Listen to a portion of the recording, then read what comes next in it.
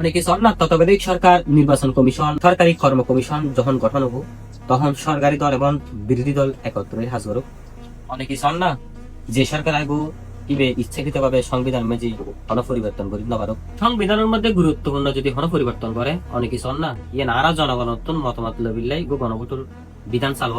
অনেকে চল না বিরোধী দলত্বন ডেপুটি স্পিকার ও সংসদীয় আসনের বিভিন্ন কমিটির মধ্যে বিরোধী দল লোক সাহস।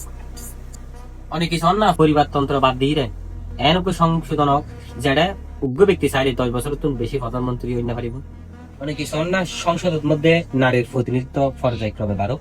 আর দেশের বিচার ব্যবস্থা স্বাধীনভাবে কাজ করতে পারুক। কোন ক্ষমতাশীল ব্যক্তি কোন সরকারি পক্ষ লোক যেন হস্তক্ষেপ করিতে না পারুক। অনেকে চল না যেই সরকার আইক না কেন কোনদিন ইন্টারনেট এবং আর মৌলিক অধিকার হরণ করি না পারিব। অনেকে চল না রাষ্ট্রপতি ইচ্ছাকৃতভাবে হনক দণ্ডপ্রাপ্ত আসামিরে ক্ষমা করে দিতে না পারুক। অনেকে চল না প্রধানমন্ত্রী এবং রাষ্ট্রপতির ক্ষমতার ভারসাম্য এক শেষে বাংলাদেশ হল বহু ভাষার দেশ।